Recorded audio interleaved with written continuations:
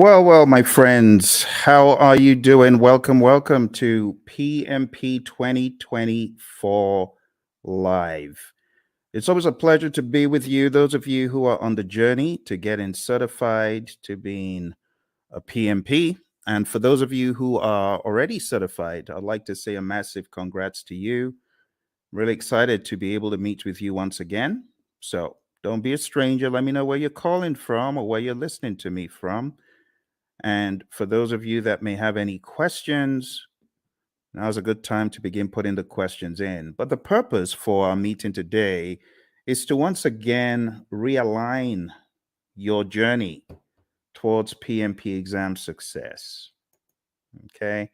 I know lots of you have plans to get certified in 2024, but it's important that you be focused on the right direction. All right.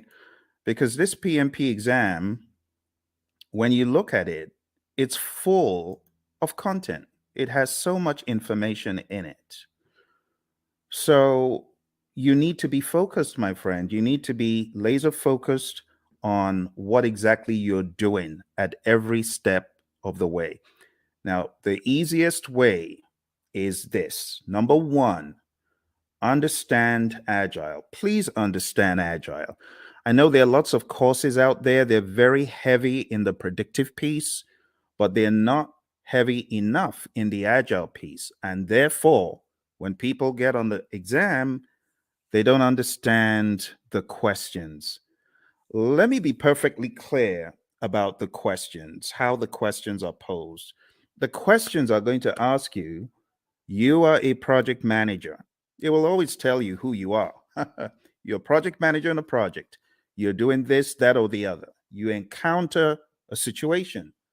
What should you do next? But not just that. In the answers, you very well could have a blend of agile and predictive answers. And it doesn't mean you should choose agile all the time or predictive all the time. It depends on the way the answer is crafted. So my recommendation to you, number one, if you have this book called the Agile Practice Guide, read the book. If you've been for one of my courses and you have Agile book, this one, if you have Agile Principle Raw and Uncut, please read the book.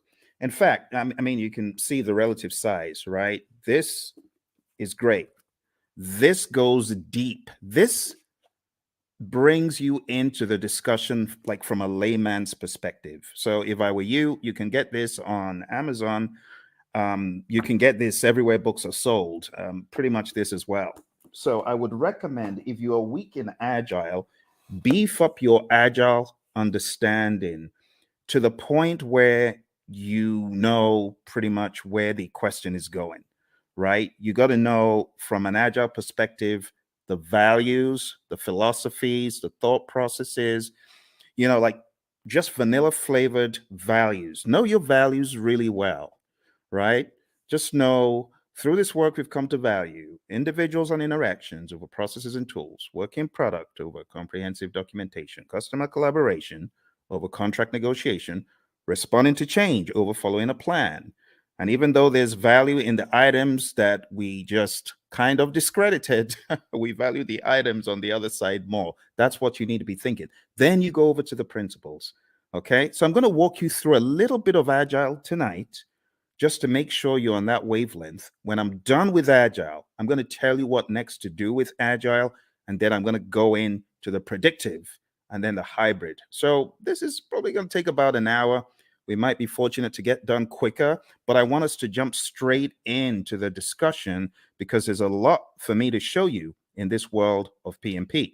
And this first piece is a slice from my course that I call Agile for Practitioners. My buddy Roy and I put this together, and it has helped PMPs across the world ace their PMP exam. So I'm just going to give you a quick little slice of Agile for Practitioners tonight.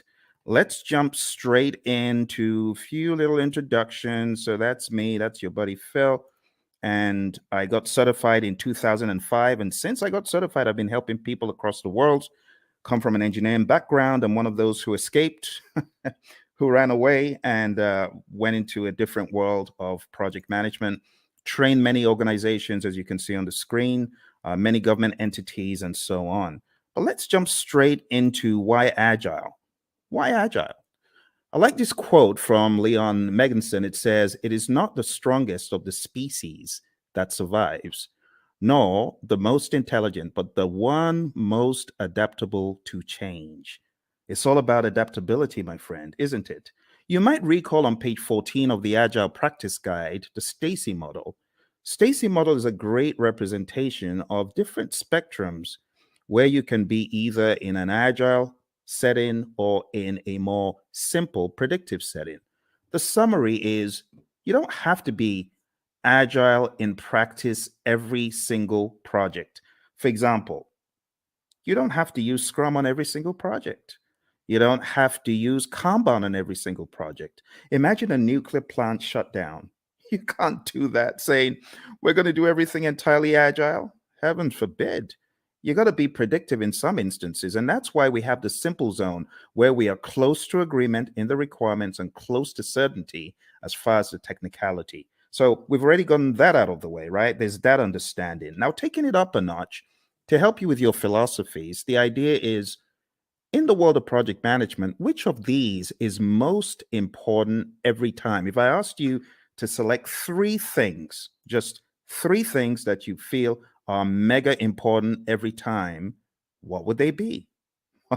Would you choose time? I'm curious. Why don't you chat into me and say, "Hey Phil, this is what I think. This is what I think is most important on projects all the time."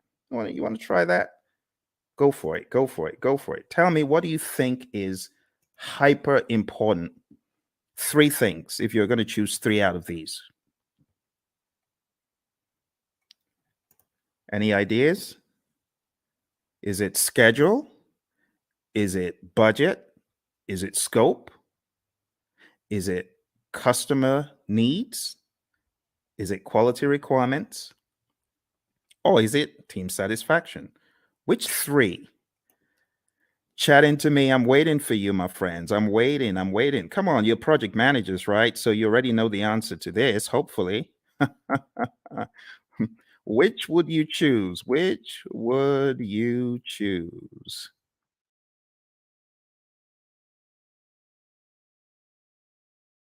All right. Which would you choose? Everyone's trying to be all cute here. All right. Well, what I would choose is probably not the first one because delivering on schedule, if I don't deliver quality, is going to be frowned on. Don't you agree? If I delivered on schedule, but my customer is not happy, what good is that? Right? What about delivering on budget? You deliver on budget, but your customer is not happy. You got issues. You see where the train is going now?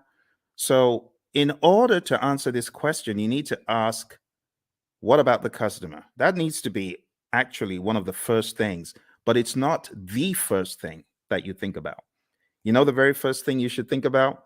The very first thing you should think about is the restaurant analogy.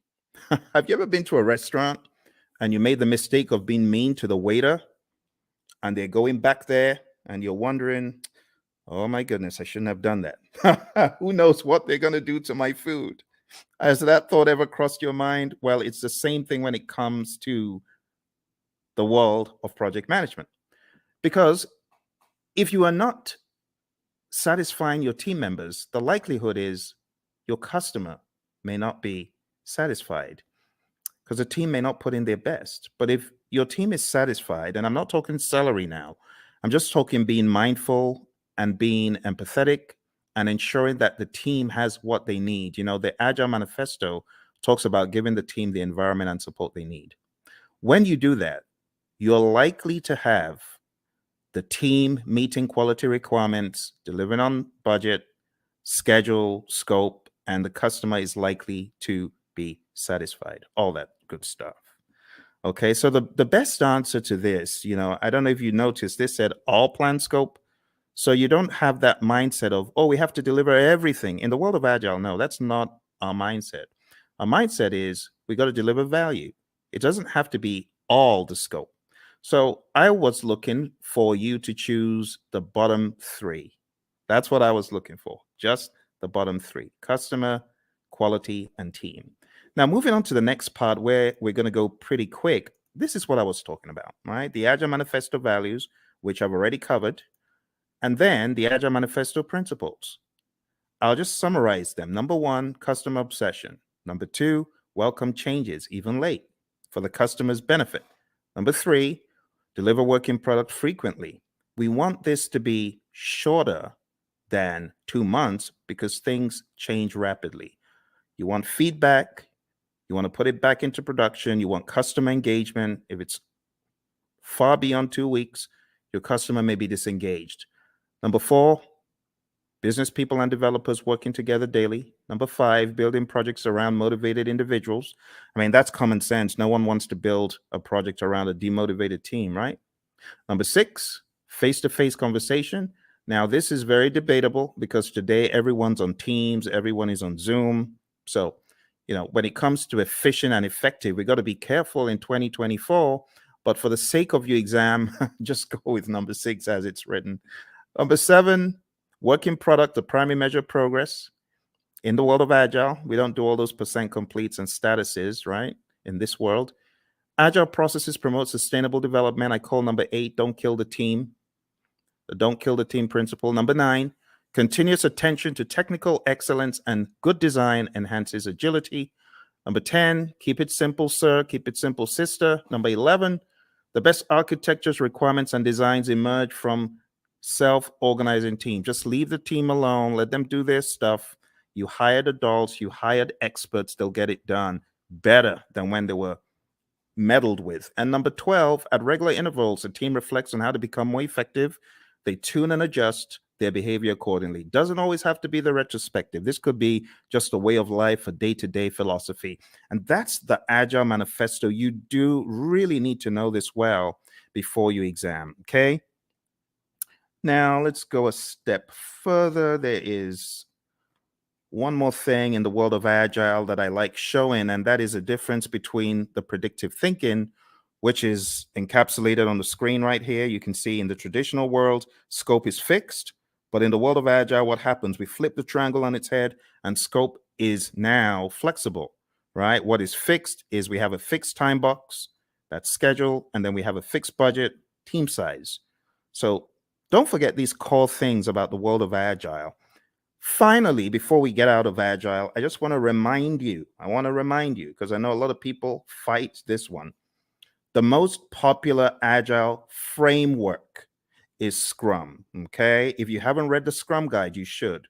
Go to scrumguides.org, download it, read it, right? Scrum is a lightweight, easy to understand model.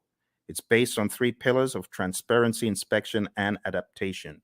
This is a sequence of activities. What happens? Number one, we have a product backlog, and it's a list of all the things our customers want. Then we have an event. It's called sprint planning. Sprint planning is where we meet to decide what we're going to get done in the sprint. As a result of that meeting, we get a sprint backlog. Once we get our sprint backlog, we then have our marching orders. We are already in the sprint, technically, once we start the sprint planning event. But the next event that happens is the daily scrum. The daily scrum is something that we do every 24 hours. Don't say, oh, we do a weekly daily scrum. No, that's not a daily scrum. It has to be daily. So the daily scrum is where the team meets. They meet as a sync up meeting. It is not a status meeting. Please don't choose that on the exam when they give you the trick question that says the daily scrum is a what? Don't choose status meeting. It's not a status meeting. It's a planning meeting. It's a sync up meeting. There's a difference. So it's not status. Don't think status. We could either answer the 3 questions, and with a mature team, you don't need to pass the mic around. They know what to talk about, right? But some teams prefer to not answer the 3 questions. They prefer to walk the board or just do some other configuration, right? Some very mature teams, they may not even walk the board or answer the 3 questions. But for the sake of your exam, understand that the 3 questions is pretty staple, and then walking the board. It's talked about in the Agile Practice Guide, okay? Then the sprint, how long is a sprint? 4 weeks or less in the world of Scrum. In the middle of the Scrum, a lot of teams these days, and I really want to call your attention to a very subtle fact regarding your exam. I'm going to have to go to that book again. And it's a good book, actually. It's not a bad book. It's the Agile Practice Guide. So let's go to the Agile Practice Guide, okay? So looking at the Agile Practice Guide, I want to point out to you that there are a number of things the PMI accentuates on page 50 forward. Okay, so you do need to read PMI's account, because in the Scrum Guide, you don't have any talk about the event called backlog refinement. In fact, in the Scrum Guide, it's looked at as everyday life for the product owner. But in the Agile Practice Guide, it is called out specifically on page 52 in the Agile Practice Guide. And it just reads, in iteration-based Agile, the product owner often works with a team to prepare some stories for the upcoming iteration during one or more sessions in the middle of the iteration, okay? So this account is about 2 paragraphs, but you don't find this in the Scrum Guide. You should pay attention to backlog refinement. You should pay attention to PMI's account of Agile, PMI's account of all things that are on the exam, okay? So even though backlog refinement in this image I've graded because it's optional, you should, as a PMP candidate, be aware that PMI has 2 full paragraphs. It says there is no consensus on how long the refinement should be. There's a continuum of just-in-time refinement for flow-based Agile. The team takes the next card off the to-do column and discusses it. And then it says many iteration-based Agile teams use the time-boxed 1-hour discussion midway through a 2-week iteration. And that's exactly what I'm depicting on the screen. This is midway through the iteration. The team takes some time out. They do the backlog refinement. They go through the whole idea behind the INVEST acronym. Now, this is not a place for us to debate whether it is good or bad, because I have some of the Agile zealots who hate the INVEST acronym. Don't listen to them. What do I mean by the INVEST acronym? Independent, negotiable, valuable or vertical, estimable, small enough to fit within a sprint, and testable. You want to make sure that your backlog items are indeed ready. Okay, like I said, various schools of thought are against the INVEST acronym. But when we talk about the refinement, when we talk about the definition of ready, it is important you understand and have some sort of guardrail framework to help you. So this helps achieve definition of ready. Okay. If the story fails to meet one of these criteria, the team may want to reword it or even consider a rewrite. So this is the INVEST acronym. When we say a story is ready, it means ready for us to work on. And in your backlog refinement sessions, you want to work on getting your stories to a definition of ready. Okay, it's just that simple. When you get certified, you can, join the debate about whether backlog refinement should be done with the INVEST acronym, whether definition of ready is good or bad.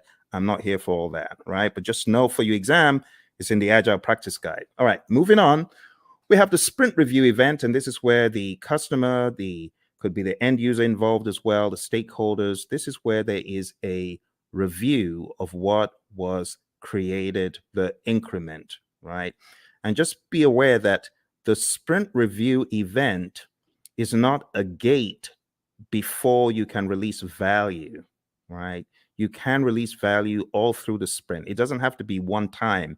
And in fact, you could get to the end of a sprint and you may not have a featured enough item, so you may not actually release. That's why we call it a potentially shippable increment. Lastly, we have the sprint retrospective event. And in the sprint retrospective, you already know this, I'm sure. This is where the team reflects, they look at what they could have done differently, what went well, what didn't go so well. It could also be a great team bonding exercise, and it's generally closed off to the Scrum team. And when I say Scrum team, I'm talking about the product owner, the Scrum master, and the developers, okay? So feel free to put any questions in there if you've got any questions for me, because I know for some of you, we have already gone through an extensive 35-hour course. You already know a lot of this stuff, but you might have forgotten some of it. For your exam, you got to understand the roles really well. The product owner role, I highly advise you to dig into PMI's Agile Practice Guide and understand their perspective of what this role does. I also advise you to look into the Scrum Guide to get a better idea of the product owner's role. I call the product owner the Chief Value Officer. Also understand what the Scrum Master does. The Scrum Master is a coach, not just a coach for the immediate team, but also a coach for the entire organization. This is someone who should be a champion in my mind for Agile and someone who should be making change on a grander scale. When you get into the nitty-gritty of your exam, you do need to know the 5 events. So the sprint, understand that in the world of Scrum, it's 4 weeks or less. Understand what sprint planning is all about. As I said, one of the things you should do before coming into sprint planning is you should have done some backlog refinement. So all your time isn't going on breaking down those huge monster epics or just realizing what exactly the customer was asking for all along. This is where the product owner needs to wear the hat of Chief Value Officer, understand what should have come next.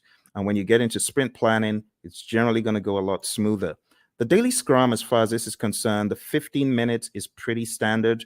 It's non-negotiable for your exam. Just know that 15 minutes is a time box. When it comes to backlog refinement, like I said, we want our stories or our requests to be sprint ready.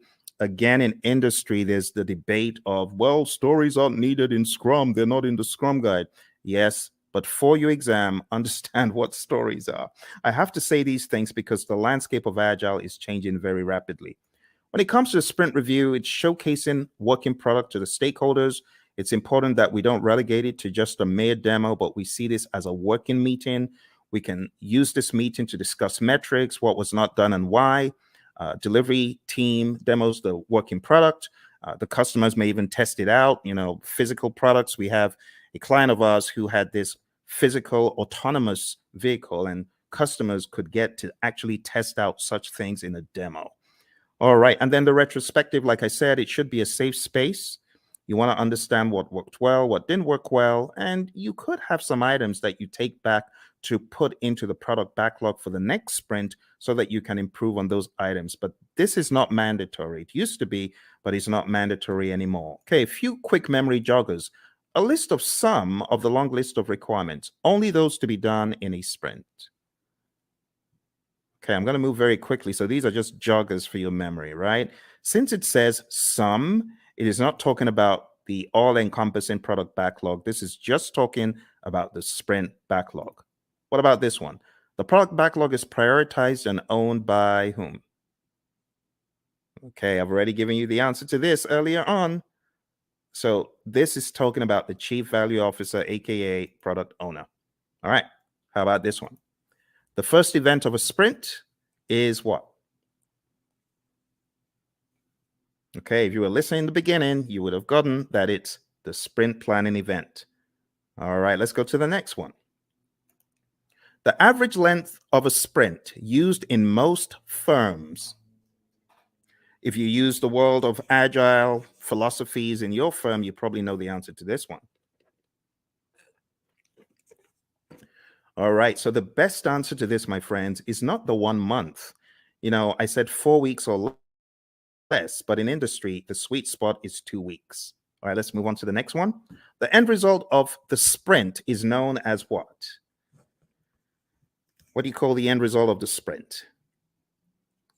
All right, so I've abbreviated it because I really want you to think. I really want you to be on your toes thinking about, okay, what are we talking about here? So here we're actually talking about the increment. Now, you can eliminate 1, but you're left with 3. It's definitely not the Project Management Institute. So the best answer that I would have expected you to choose is potentially shippable increment, PSI. Majorly because it may not be featured enough. All right, so PSI is the answer to that one. Okay, PSI. Okay. Next one, a daily scrum is what? What is a daily scrum? Is a daily scrum a planning meeting, a status meeting, a phase gate, or resolution meeting? Hey, Lawan. Lawan, good to see you. Lawan is one of our PMP gurus. She's already certified. And Lawan's got some other certificates, haven't you, Lawan? So very nice to see you. Nice surprise. What are you working on now that you're a PMP? Tell me what you're working on. I'd love to know. All right. So the daily scrum, Lawan said it's A, and she's correct. It's a planning meeting. We don't want to think of it as a status meeting. That will be an immediate 0. So don't do that. All right. Next one, priming the backlog and preparing it for the next sprint through discussions and reprioritization actions is what?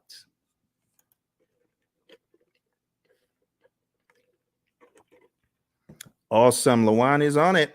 She is on it. She hasn't forgotten it. Not missed a beat. Thank you, Lawan. The best answer to that is indeed what you chose. The answer is backlog refinement. And backlog refinement, we talk about it as being not mandatory as far as an event, but in the Agile Practice Guide, we see it there front and center. All right. The potentially shippable increment should be shown to the customer in a demonstration. This is known as what?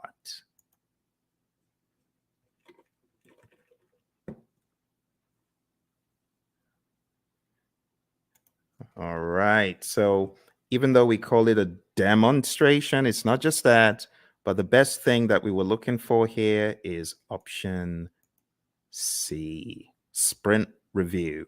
Now, again, just so you know, there's a lot of controversy in the world of Agile and Scrum when you call the sprint planning or sprint review or sprint retrospective a ceremony.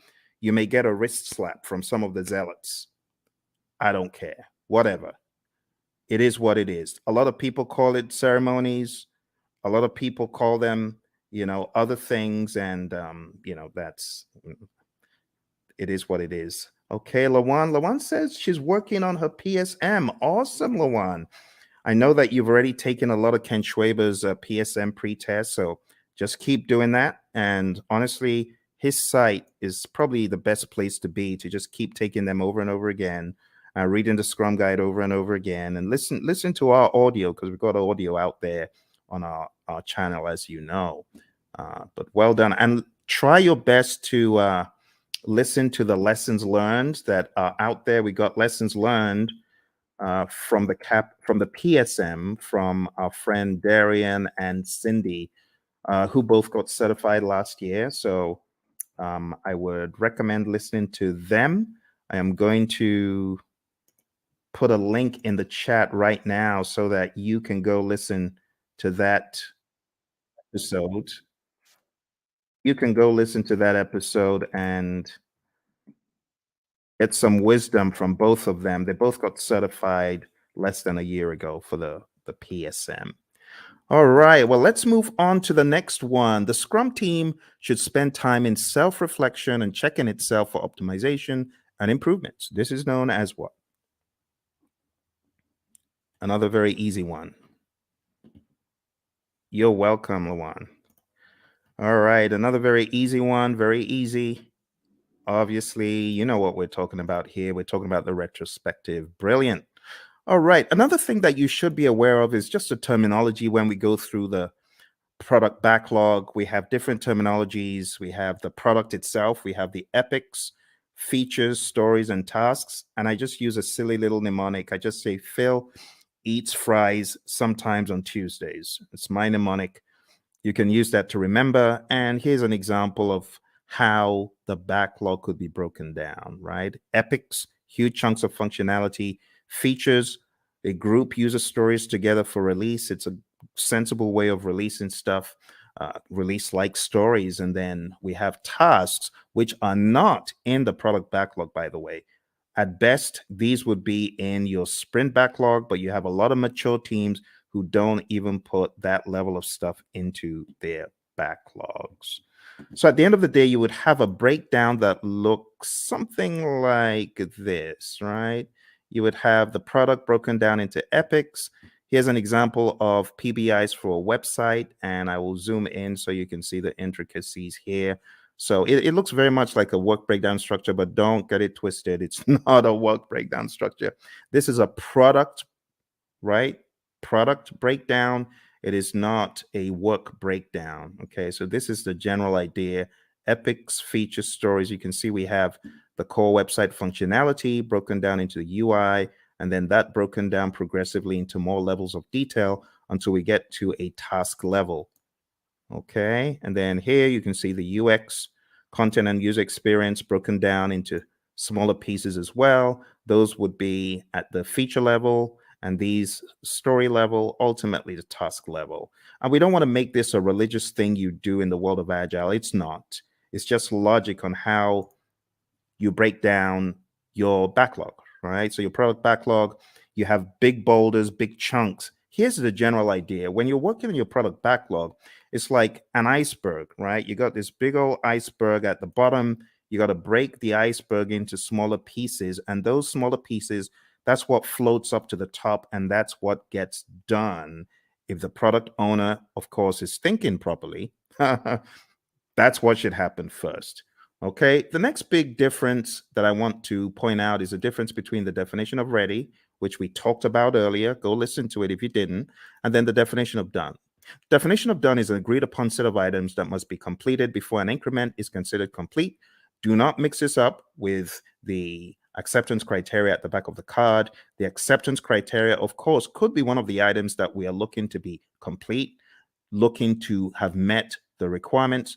But at the end of the day, the definition of done is not just one thing, it's a number of things. And it's on a case by case basis, depending on your industry and depending on your unique situation. But just remember that the definition of ready and the definition of done are different things. What drives Agile is a concept of value delivery. So you want to make sure you're delivering value to your client. Value should be the number one thing. Another thing that we joke about in our class is the concept of food, because we know people love food. But imagine if you went to a five-star restaurant and you wanted the dessert and someone said, no, you can't have the dessert. You got to eat the greens. Well, as an adult, you can appreciate that. But what if you were a kid? You wouldn't. In the same token, our customers, they have things that are near and dear to them, like dessert. And we say, give them the value they want first. Don't withhold the value from them. Because they won't be happy if you withhold the value from them. If you gave them the value, then they understand you get them, right? You totally get them. So how do you order the backlog? The different ways of ordering the backlog, but one of the philosophies is to understand the concept of doing the big, hairy, audacious things first, right? The high risk, but high value. So always think, what is high risk? What is there a high risk and a high value on in this project? If there's a probability that you won't get a high value item done, that could be bad. So what should you do? This is just basic project management common sense. Do the riskiest stuff first. And if you do the riskiest stuff first, there's a likelihood that you will at least get them done. If you don't do the risky stuff first and you do it last and then you don't get it done and the time box is over or the number of iterations you promised is over, that's no good. So we often say high risk, high value first, low risk, high value next, low risk, low value next. And then why do you even want to do those in the top left quadrant? Why do you want to do high risk, low value? It doesn't make sense. There's so much risk in it. Low value, it could actually tank the entire project. All right. So we're not saying this is the only way to think, but we're saying start off by looking for the high value stuff and then look for the riskiest of the high value stuff. There are other instances where you could prioritize based on other items such as urgency, cost of delay, weighted shortest job first. There's so many things you could think about. So when we think about ordering the backlog, the job of the product owner is a rather interesting one because the product owner has to think so many things: revenue, demand, importance to end users, frequency of use, the risk of not having it, and so on and so forth. So as a product owner, your thinking always needs to be what is most important. Now, the product owner sometimes falls into the fire alarm trap, which is pandering to people who are shouting the loudest. That is not the way to do it. You want to use more sensible criteria like NPV, ROI, Moscow, and Kano, which are really just categorization techniques when you think about it. Weighted shortest job first could be another one, and the risk adjusted backlog, the concept of the risk adjusted backlog. So there's so many pieces that you need to master for your PMP exam, but ultimately, you're going to understand that Agile is front and center, because I cannot tell you how many people have cried, my Agile was so huge on the exam. I was not able to answer the questions quickly enough. It took me such a long time to read them and things like that. So you got to be ready. Scrum is definitely the big number one framework for the world of Agile for your exam. And then the number two framework that I would highly advise you to hone in on is Kanban. Just understanding how Kanban is structured, what it actually means when we say limit your WIP and why we say limit your WIP. Understand what a board could look like when you have the WIP limits up top there. Understand what it means when we say the lead time, the cycle time, and things such as that. And understand this concept, because while it may not be tested on the exam, it's good to have the Agile philosophy of there's a cost for delaying delivering value to your customer. If you're not delivering value quickly enough, then your customer could tank. Your customer could fall off the radar. Your customer could go out of business. So we want you to have that mindset, okay? And last but not least, I'll just say have a mentality of the shuhari, right? Alistair Coburn brought this into the world of Agile from the world of Aikido, and it's just a great philosophy to understand. You got to go through a period of blind obedience. So I remember when the PMI Phoenix chapter brought the whole CSM bandwagon to our chapter, and I was one of the people who jumped on it. And our trainer was receiving a lot of consternation. Tom Meller was receiving a lot of consternation from the PMPs because they felt, what is this? This doesn't make sense. Why should we do this? Don't criticize our project management and things such as that. But blind obedience is best. Honestly, if you're coming into the world of Agile, just leave all your predictive stuff at the door, because I was in the world of predictive for eons, but I had to embrace, as they say in the military, embrace the suck. I had to embrace what Agile was bringing, the change in mindset. And not until I embraced it and I went fully in did I fully get it. So the blind obedience stage is really important. After the blind obedience, you get to the heart stage, consciously moving away from the rules, detaching, breaking free. And when you have done this for a period, you now understand the why, and you are just on autopilot Agile when you get to the restage. You're unconsciously finding an individual path to go beyond or transcend. So, my friends, for your exam, this is the first piece that I wanted to introduce to you because Agile is big. It's really big. Now, if you haven't already realized, your exam is going to be based on people, process, and business. And people, process, business could cut across the world of Agile, or it could also cut across the world of predictive. Yes. And that is why I should not say the 12 principles. 12 principles are important. That's in PMBOK 7. So let me just get the 12 principles out of the way for a quick second. 12 principles. Let's talk about that. So for those of you that haven't read about the 12 principles, I want you to download a PMI PDF. I'm going to try to put that PDF in the comments below. So PMI 12 principles. I'm going to share a very, very helpful PDF because it could help you. Like if your exam is tomorrow, you obviously aren't going to have time to read this book, even though it's not as big as the 6th edition, but it's still a significant effort. But maybe, just maybe you could go through the 12 principles in this PDF. So let me show you what is in this PDF. And this will be a very quick run through because the philosophies are quite important. Okay, so let me share this with you. The philosophies in the 12 principles. Let's go very quick. So you can see the 12 principles over here, right? You can see stewardship, team, stakeholders, value, and so on. Let's start from stewardship. Going all the way back to stewardship. So this just says you've got to be a diligent, respectful, and caring steward.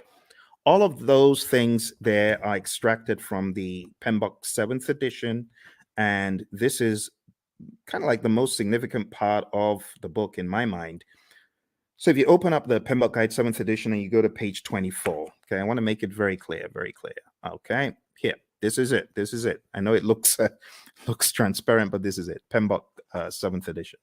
So if you go to PMBOK Guide 7th edition and you go to page 24, it says, be a diligent, respectful, and caring steward. And that's what you see here, stewardship. Stewardship includes integrity, care, trustworthiness, and compliance. And the summary is this: act responsibly to carry out activities with integrity, care, and trustworthiness while maintaining compliance. And that's it. Let's go to the second one. Number 2, team. So if you follow me to the next one, page 28, it just says project teams are made of individuals who wield diverse skills. And the summary is create a collaborative project team environment. That's the summary. All right. Next, we go to stakeholders.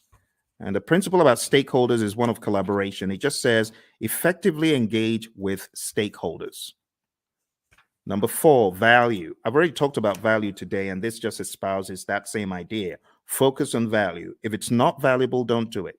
Continually evaluate and adjust project alignment to business objectives and intended benefits and value. Systems thinking. Always see the big picture. It says recognize, evaluate, and respond to system interactions. That's that one. Going over to leadership. Leadership is all about being bold, taking those leadership decisions, making them. It says demonstrate and adapt leadership behaviors to support individual and team needs. So here, I would say definitely know the Hersey-Blanchard model, the 5 stages of team development, things like McGregor's theory, Herzberg, Vroom, McClelland, all those, you should have an idea about those. But understand that leadership is all about influence. There's a difference between leadership and authority. You got to know that, okay? Even in the power interest grid versus the influence impact grid, there's a difference between power, authority, and influence leadership, okay? You got to remember that. So demonstrate leadership behaviors. Moving on to tailoring. Tailoring, it says tailor based on context. The summary is you cannot throw the entire PMBOK guide or guides or process group or practice guide at every single project. All right, next one is quality. It says build quality into processes and deliverables. You got to think quality. It says maintain a focus on quality that produces deliverables that meet project objectives and align to the needs, uses, and acceptance requirements set forth by relevant stakeholders. Let's move on to complexity. Complexity, it says navigate complexity. The best way to navigate complexity is to understand the dimensions in it. The dimensions, human behavior, system behavior, uncertainty itself, and ambiguity, and technological innovation. There's a difference between these two. So let me go over these on page 51 very quick for you. Ambiguity is a state of being unclear. It says of not knowing what to expect or how to comprehend a situation. Then it says uncertainty is a lack of understanding and awareness of issues, events, paths to follow, or solutions. The summary is this. PMI is saying complexity is a characteristic of a project, and you as a project manager, you need to know how to manage it. How do you manage complexity? Let me take you back in time to the Stacy complexity model. Remember? Now, how did we say we would work on complexity? We're going to break things down into smaller pieces, do things in iteration. Sounds like agile, right? Because that's what we're talking about. All right, number 10, optimize risk responses. It says continually evaluate exposure to risks, both opportunities and threats, to maximize positive impacts and minimize negative impacts to the project and its outcomes. Number 11, embrace adaptability and resiliency. It says build adaptability and resiliency into the organizations and the project team's approaches. It says most projects encounter challenges or obstacles at some stage. The combined attributes of adaptability and resiliency in the project team's approach to a project help the project accommodate impacts and thrive. Adaptability refers to the ability to respond to changing conditions. Resiliency consists of 2 components: the ability to absorb impacts and the ability to recover quickly from setback or failure. Last but not least, we have number 12, one of my favorites, and this says enable change to achieve the envisioned future state. It says prepare those impacted for the adoption and sustainment of new and different behaviors and processes required for the transition from the current state to the intended future state. Here's the deal, my friends. If you're ever going through change, just remember that people are different. Some people cannot absorb change very well, and others can. So you must approach it from a humanistic standpoint. You have to be empathetic. You have to understand the J curve, the way the J curve works. People are going to be in that valley of the J curve, pondering and wondering, how does this impact my life? They're going to be down in the dumps. So what the PMI advocates quite a lot is sense-making sessions. Don't forget the people. All right, and that's pretty much it for PMBOK 7. For those of you who have been asking the question, Phil, does that mean I need to just read the entire PMBOK 7? I've told you, listen to what I'm telling you. Read, I've given you one PDF. Can I give you one more PDF from the PMI? Let me give you one more PDF from the PMI. I'm going to give you the domains PDF because I know some of you, you're still wondering, but what about the domains? I need to know the domains. Okay, I'll show you the domains. You want domains? We'll go to domains tonight. I'll show you. So here we go. Here are the domains. Okay, just to ensure that your curiosity is satisfied, there are 8 domains in the PMBOK Guide 7th edition. Now, stay with me because I know some of you are fixing to run away. Stay with me. Okay, I got to explain this. This is PMBOK 7.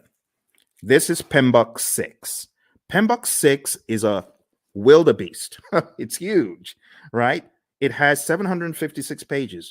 This one, on the other hand, has 300 and something pages. However, when it comes to predictive project management, this does not do a good enough job, which is why the PMI have included in their library something called Process Groups of Practice Guide. And that took from the now out of publication 6th edition, and they put together Process Groups of Practice Guide to walk people through the knowledges and process groups. Because, should I just be honest? People ain't buying the domains. People are like, we've known the process groups and knowledge areas for the past 2.5 decades. Why are you giving us? It reminds me of the Israelites. Why are you giving us this stuff to eat? Why are you giving us why are you giving us PMBOK 7 to eat? So let me show you the summary, okay? Let me show you the summary. Here is the domains, okay? I've put the domains in the chat. Now let's share the domains very quick. Now, I'm going to read for you from the PMBOK Guide 7th edition, and hopefully you will not ask me this ever again because I feel it's not a very good use of our time, but I know some of you are curious. So let's go to page 7. And another thing about this book is it has 2 sets of pages. You have page 1 in the side where you have the principles, and then you have another page 1 where you have the domains. But let's talk about the domains. Listen carefully. It says, a project performance domain is a group of related activities. That's the difference. It did not say a group of processes. You get it? A group of related activities that are critical for the effective delivery of project outcomes. Project performance domains are interactive, interrelated, and interdependent areas of focus that work in unison to achieve desired project outcomes. There are 8 project performance domains. Number 1, stakeholders. Number 2, team. Number 3, development approach and lifecycle. Number 4, planning. Number 5, project work. Number 6, delivery. Number 7, measurement. And number 8, uncertainty. Let's go through them hyper quick. Stakeholders is all about your care for your stakeholders, understanding that you need to effectively interact with them. In other words, you need to manage their engagement. The team domain is all about caring for the team, team health, and team optimization. Development approach and life cycle is all about selecting the right development approach. Is it going to be agile? Is it going to be predictive? Is it going to be incremental? Is it going to be agile? And then going down into the smaller silos, is it going to be Scrum? Is it going to be Kanban? Is it going to be TDD? Is it going to be ATDD that we use here, right? And so on and so forth. Planning is all about planning the project. It's that simple. Project work, as it says here, addresses activities and functions associated with establishing project processes, managing physical resources, and fostering a learning environment. Watch this. Project work is associated with establishing the processes and performing the work. Boom, performing the work. That's the direct and manage project work process and everything connected to it. So just think executing. The next one is delivery. This just makes sense. You create a product, service, result, feature, function. It needs to be delivered. And that's what you're doing in the delivery performance domain. It addresses activities and functions associated with delivering the scope and quality. You see those two? Scope management, quality management. I told you you were not missing anything. That's what these domains are all about. The next one is measurement. Now, this one, I must say, is a worthwhile inclusion in the dialogue, because a lot of times you have individuals who are measuring stuff and their measurements are probably not sensible. For example, a company my buddy Roy worked with, the company said to the testers, we're going to reward you if you find bugs. The more bugs you find, the more rewards you get. So these people aren't stupid. Of course, they had friends who were developers. So the developers started cranking out some soft bugs, not really malicious bad bugs, just soft bugs that will get their buddies a reward. What a ridiculous metric to measure.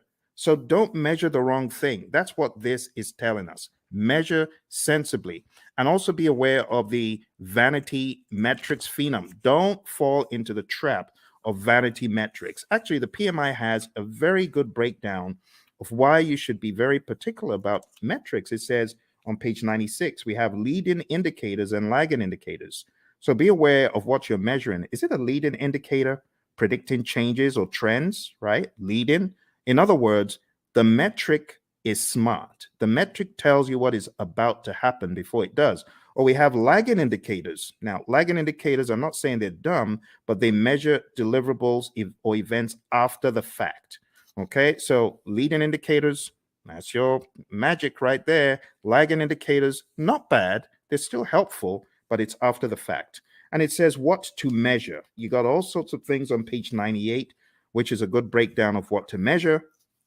We go into the concept of baselines, business value, net promoter score, mood chart. I would highly advise at least understand some of the basic metrics in project management just in case they come up on your exam.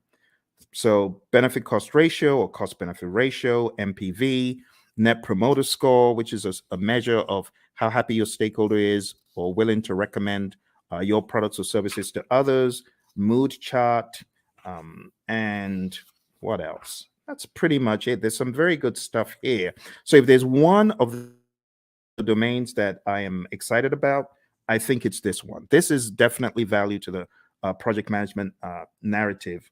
On page 112, we have my favorite, the vanity metric, a measure that shows data but does not provide useful information for making decisions. Has someone ever told you to gather data and measure stuff that is just worthless? You know, for example, measuring page views of a website is not as useful as measuring the number of new viewers, because you could have had one viewer go in there 1,000 times, if you get what I mean. So just that whole idea is what we talk about in the measurement domain. Last but not least, we have the uncertainty domain. And it just says projects exist in environments with varying degrees of uncertainty. In that vein, the project manager needs to have a plan, a mousetrap for how to measure the usual suspects. There are 5 of them: uncertainty, a lack of understanding and awareness of issues; ambiguity, a state of being unclear; complexity, a characteristic of a program or project or its environment that is difficult to manage due to human behavior, system behavior, and ambiguity; volatility; and then risk. And honestly, that's it. That's it for your 8 domains. We don't really have to go any further. It would be a waste of time. Now, if you have any questions, I would love to answer your questions. We're going to be hitting about an hour very soon. But before we jump off the call today, there's one more thing that will be in order. And what I want to do next is just talk about the deeper world, the deeper world of project management by going into, it's the grid. The grid, everyone's like, oh my goodness, not that again. This grid is very important, my friends. It's important for your project management journey. I know a lot of people are not very keen on it, but trust me, you need this. You really need this. You really need this thing I'm about to show you. And it's the 5 process groups and the 10 knowledge areas. We have to go through it tonight. I couldn't let you escape without it. So I would like for you to get a pen and a paper. It's going to be a worthwhile experience. It's going to be good. Let's work on this together. And as I go through it, I want you to ask any questions. Okay, if you have any questions, now would be a great time to ask them. So in the world of project management, according to the PMI, way back in time, there are 5 process groups of project management, and they're just 5 buckets. I just call them buckets of things that need to be done in order for us to get project work done. And when I say project work, I'm talking more about the work that the project manager and the team are going to do to manage the project. You see, there's a difference between doing the work versus managing the project. You hear the PMI talk about a product life cycle. That's all about doing the work. But then there's talk about a project management life cycle, which is really code for the process groups. So if you're taking this exam, what is going to help it become easy for you? I heard this again from one of our latest PMPs. Shout out to Lily, who got certified about 4 days ago. She said the same thing. This will help your exam. Highly recommend that you watch this over and over again and you work with me. I am going to be typing in all of the process names and I'm going to be explaining them to you. All right. So why don't we get started with the first area of knowledge? Because we got, I prefer extra money in cash at the top, or I prefer eating mangoes chilled. And then we've got, I saw 6 chipmunks quietly roasting coffee, reading poetry stories. Or I saw 6 Cubans quietly rolling cigars, really puffing smoke. You choose whatever one you want. As long as you remember the 10 areas of knowledge, I'm good. Moving into each one, we have the very first, which is integration. I'm going to be making them a bright yellow as I go through. Hopefully, I remember to be consistent with it. And in that way, you'll know which one we're on. Okay. So right now, we're going into integration. Let's make it a bright yellow. All right. So in integration, the very first thing that happens is the develop project charter process. And in Develop Project Charter, you are creating a document that authorizes the project. You, the project manager, could be working on this, but you don't necessarily have to, because if you've got a sponsor who is capable, they could create this by themselves. They don't need you to do it. But other times, they may ask you to do it. In fact, in a lot of companies, the project manager creates the charter, the sponsor signs off on it. So you have to understand that dynamic. All right. Next, going over to planning, the next thing you do in integration is you develop the project management plan. And this is where you put the big plan together, because there's a lot of stuff that actually happens under the process that we're not seeing yet. There's stuff that happens under integration, and all of that rolls up, technically speaking, into integration at the end. We'll talk about that progressively. Next, going into executing, we have the direct and manage project work process. This is where the work is being done and the major output is a deliverable. So think about it. Everything that you're doing in project management, whether you're making a chicken sandwich or whether you're working on software or code or whatever, you will have the time when you need to do the work. And direct and manage project work is where the project manager is helping by directing and managing what needs to be done. Okay. From direct to manage project work, in addition to deliverables, we get something called the issue log, and we also get work performance data, which is just like you as a project manager, you are observing what is happening on the project. You know, you're observing how many widgets have defects. You might be observing which employees are unable to come in for work. We call that work performance data. The other thing that happens here in executing and integration is manage project knowledge. Okay, and then moving over to monitoring and controlling, we have a process called monitor and control project work. And this is where we are creating reports. We call them work performance reports. And the reports help understand the status of the project and so on. And the other thing that happens here is called perform integrated change control. And this is where you are reviewing the change requests that come in. The change control board is also involved. So you would review the change request as it comes in. If the change request is not in formal writing, you are encouraged to put it in formal writing. And then you review it, you do an impact analysis, and then you send that information to the change control board, and they can review the change request and decide whether it's going to be done or not. And then in closing, we have the close project or phase process. Close project or phase. And this is where you close out either a phase in the project or the project as a whole. Now, what I want to do right now is just comb through them in a little bit more depth. All right. We get a project charter from here, develop project charter over here. From develop project management plan, we get our project management plan. From direct to manage project work, we get our deliverables. From manage project knowledge, this is where we do our lessons learned. We get a lessons learned register. From monitor and control project work, we get our work performance reports. From perform integrated change control, we get our approved change requests. Remember, we could also say the change log is technically an output from here. But remember, your exam is not based on all these inputs, outputs, and stuff. They just help you understand the flow. It is important for you to understand the flow, my friends. And then we have close project or phase. So closing out the project or a phase in the project.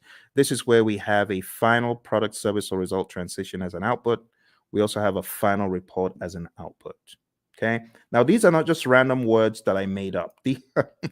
These are indeed things in the PMBOK Guide 6th edition and things that are helpful for you to know as you traverse the landscape of project management as you prepare for your exam. Okay. All right. I hope that makes sense. Do send in any questions if you have questions. So that's the first knowledge area. Now, everything that happens under integration, you got to look at it like this. Look at it like this. All this stuff under rolls up. All the stuff under rolls up, technically speaking.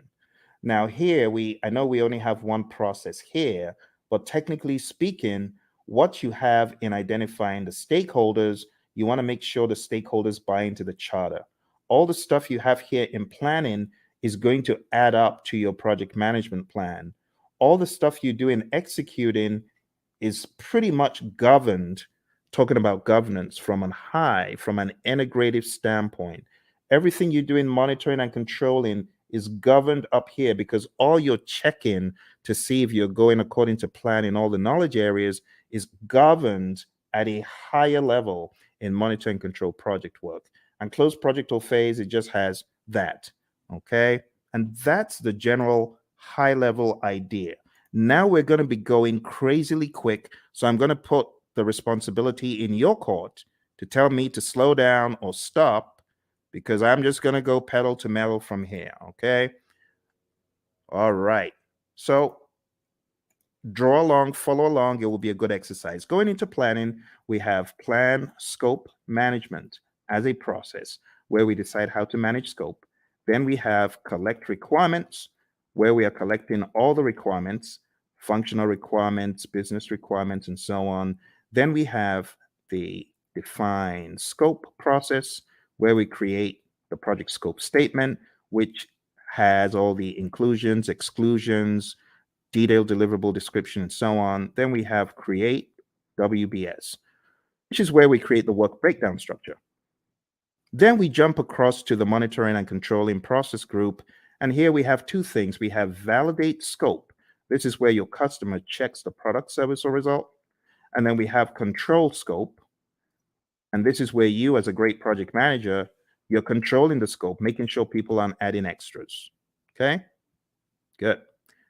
Let's move into schedule management. In schedule management, the first thing that we have here is plan schedule management. Plan schedule management is where you create a plan for how to develop and manage the schedule. Then we have define activities, where we list out the activities that need to be done. Sequence activities, where we put the activities in order of occurrence. And estimate activity durations, where we decide how long each activity will take. And then we have develop schedule, which takes everything into account. And voila, we have our final schedule, right? We also from here have our schedule baseline. Just to make sure you understand the difference, There's a difference between having a project schedule, which is a living, breathing schedule that you update just sensibly as a project manager, versus the schedule baseline, which is a particular version of the schedule etched in stone. So there is a difference between the schedule baseline and the project schedule, and it helps to know that. Last but not least, on the other end of the spectrum, we have control schedule, and this is where we ensure that our schedule is going according to plan. Okay? Be sure to ask any questions. If you have questions, I will be moving a lot quicker from here. Going into scope, we have three things we do. Three things in planning and one in the monitoring and controlling section. Here we plan cost management, and that's where we plan how to manage cost. Then we estimate costs. We estimate the cost for each line item, each task. Then we have determine budget. And this is where we roll all the task costs to a final total amount. And then lastly, here we have control costs. And this is where earned value lives. Now, when I say where earned value lives, this is where we use the earned value metrics. The earned value metrics could help us see trends where we're likely to end up, or previous performance across schedule and cost and even scope. Just remember for your exam, you need to remember SPI, CPI, CV, and SV. You need to remember that they all start with EV. They all start with earned value, right? That's an easy way of remembering. If it's a variance, what do? You subtract. If it's an index, what do? You divide. So that's another quick tip. And then if it's schedule, then if it's schedule performance index, plan value is the other thing. If it's schedule variance, plan value is the other variable. If it's cost related, actual cost is the other variable for cost performance index and cost variance. Okay, so let's zoom into that for the sake of those who may have forgotten. The big thing for your exam is really knowing what does SPI mean if it's 0.4, or what does CPI mean if it's 0.4. Anything less than 1 is bad for the indices, right? Greater than 1 means you're doing better than projected. Anything less than 1 is bad. Equal to 0 means you're equal to 1, I beg your pardon, for the indices means you're right on target. For the variances, if it's 0, it means you're on target. So if you have a 0 variance, that's good. If you have a negative variance, that's bad. If it's greater than 0, like if you have even a $5 cost variance or schedule variance, that means you are actually better than planned. Okay, so those could help you in your recall for the exam. I'm going to put them over here. I'm going to make them a little bit smaller because they're not really a process. It's just something to remember. All right, let's go over to quality. So in quality, we have plan, quality management, and we have manage quality, where we are actually carrying out our quality audits, manage quality. And last but not least, we have control quality. And in control quality, this is where we are actually checking the product, service, or result. Okay.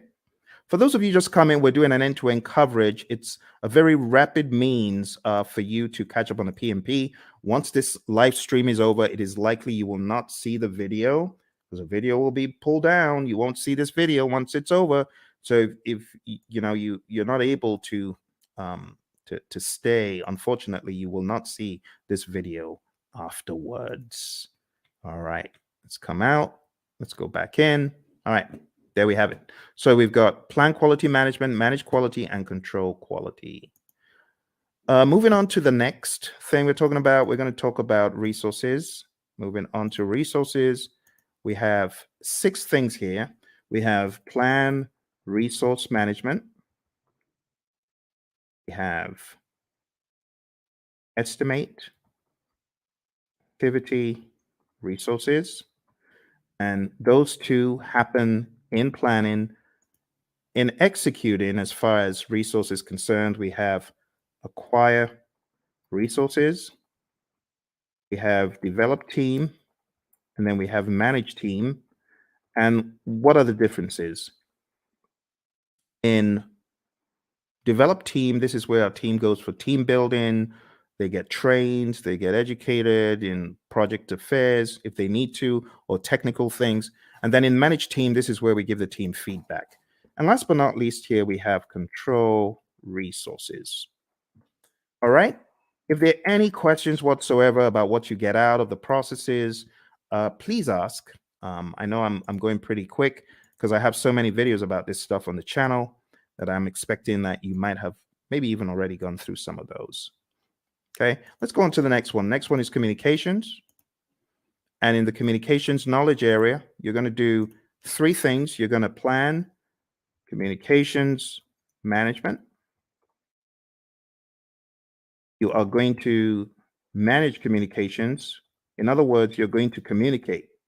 This is where you're going to distribute information to people. This is where you could have reporting done in meetings. And last but not least, we have monitor communications. Okay. Again, I want to encourage you, if you haven't mastered this, this is important for your PMP exam. I know some people feel, oh, this is old stuff. Trust me when I tell you, I cannot count how many people I've heard from that this helped them put the big map together. So I really want to stress, if you haven't mastered this, please spend some time in doing so. Okay. All right. Let's make these a little bit smaller because we got a really big one coming up.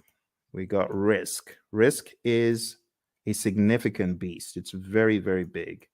So let's go on to risk. And risk starts off as usual with plan risk management. This is where we create a plan for how to manage risk. Then we identify the risks.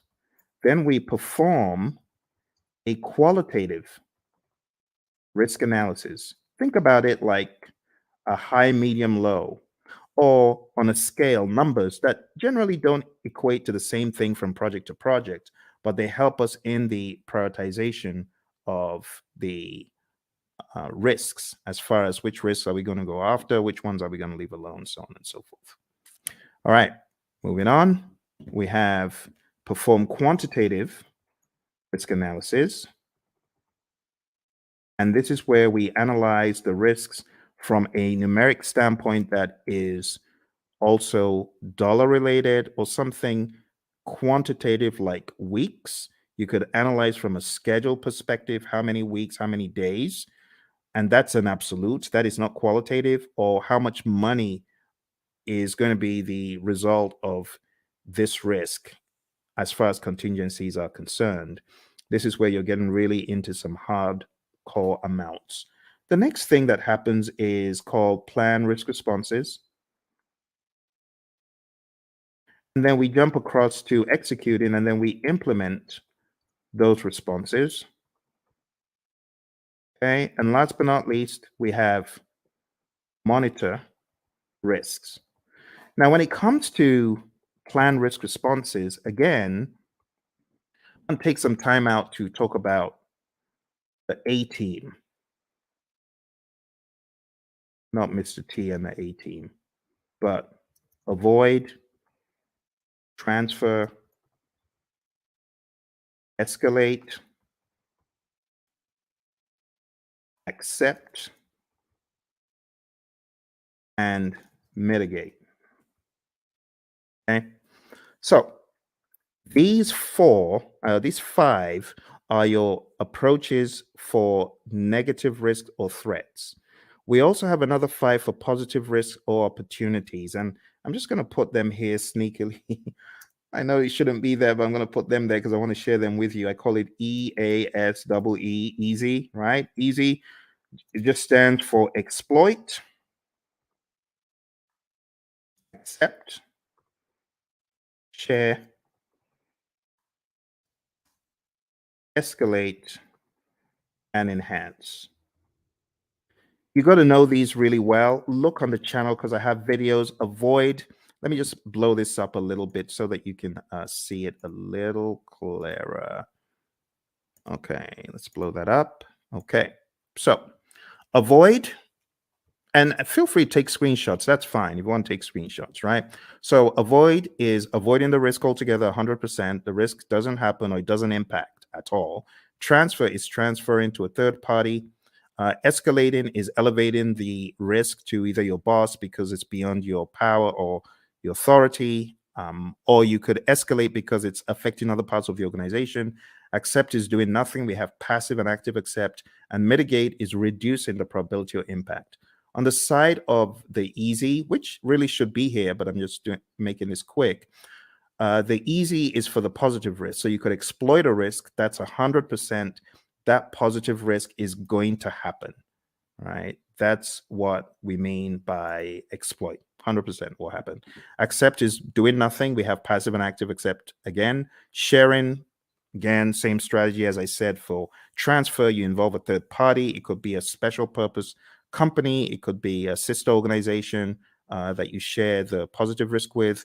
Escalate, again, escalating it to a higher power because it's beyond your project or because it's beyond your power. And then enhance is really just increasing the probability or the impact of the positive risk. All right, so that's risk, my friends. We are going pretty quick here, and we are going to be done before you know it. Let me go back and share the last pieces of information because we have just 2 more knowledge areas. Aren't you amazed at how quick that has gone? You know, in some courses, the entire 1 week is spent on that. They spent 5 days taking you through what I'm showing you in minutes. That's why you need to come to my course. Come to my course. I'll do a lot of time optimization for you. You want to join my course, go to hpmexam.com or go to tinyurl.com/elite PMP, or tinyurl.com/elite CAPM. I'm going to put those links in the chat because I know some of you are like, how do I join your program, Phil? Well, you just need to go to Elite PMP.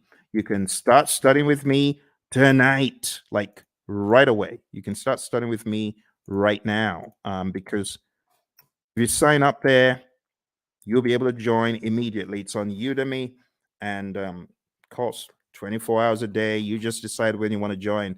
And if you're getting ready for the CAPM exam and you're wondering how to get certified, you can join me on the Elite CAPM program as well.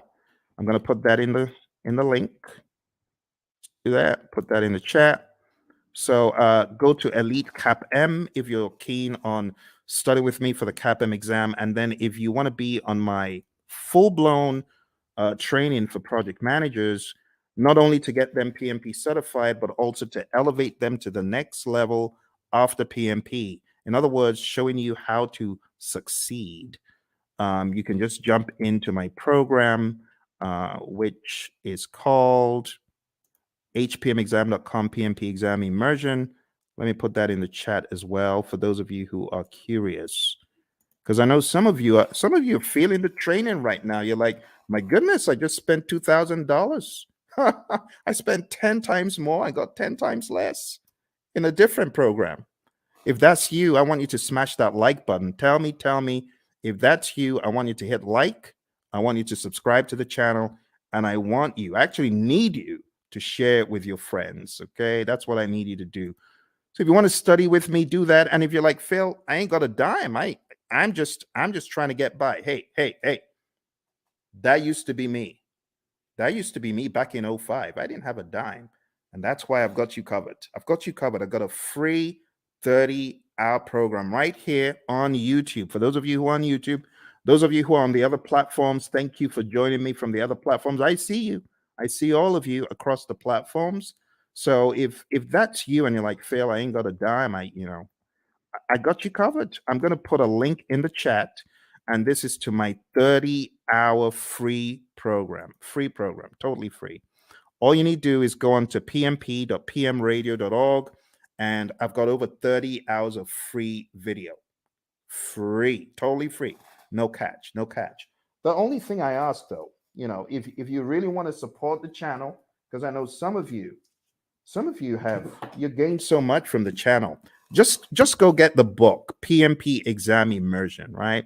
The PMP Exam Immersion book, I'm going to show you tonight how to put everything together in context. And if you wanted to get this book, like download the book right away, you can. This book has the deep secrets to your PMP success because it puts everything together. It puts agile, predictive, hybrid, it weaves it all together. It's called PMP Exam Immersion, the book. So I know I have the course, but this is the book. And if you get the book on the link that I just shared, you'll actually be able to download a workbook. And the workbook has 100 of these crazy, what should a project manager do next kind of questions. So whatever the case, whether you can afford it or not, I got you covered. For those of you who say, Phil, I'm just, trying to survive here. That used to be me. So I got you covered. Don't worry. Just go to pm.pmradio.org, and you're gonna be extremely delighted when you see what I have in store for you guys and girls. Okay. So let's jump into the final piece of our journey today, which is going over the last two. I'm going to make the others very small, just so that everything can fit on the screen. Okay. Some of these processes, they occupy a lot of space. I might be able to make a few of them bigger, like quality is actually not that much. And if you haven't gone through this rites of passage, well, I'm glad you're going through it right now. This is a brilliant opportunity for you to see how the entire table comes together. All right, so procurement. What do we do in procurement? Number one, we plan procurement management. Plan procurement management is where we decide, are we going to buy or not? Are we going to make or are we going to buy? If you decide to buy, then we go through the procurement process, the philosophies, right? And we do the RFPs or the RFQs or the RFI, request for proposal RFP, request for quote RFQ, request for information RFI, IFN, invitation for negotiation. I'm talking so quick because I want to get done. I want to get done. It's a weekend. It's a weekend. You see, the labor of love, your buddy Phil is here for you to help you. Because once I hit the road again, it's going to be hard for me to do these. And I hit the road very shortly.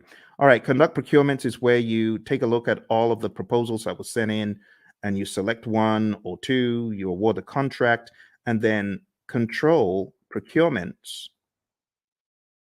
This is where you are checking to ensure that the vendor, the seller actually did what they promised. You want to make sure that they are delivering. You want to make sure that they are on time.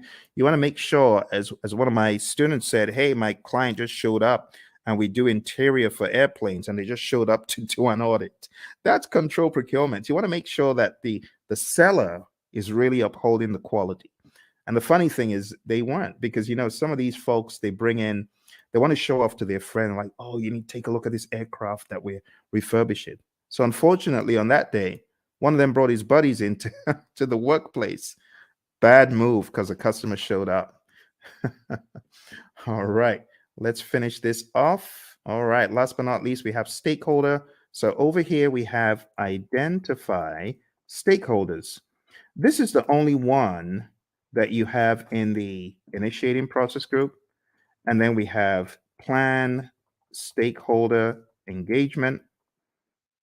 And then we have, after you've planned how to engage a stakeholder, then we have manage stakeholder engagement. This is where you're actually engaging your stakeholder, speaking with them, communicating with them, working with them. And last but not least, we have monitor stakeholder engagement. Okay.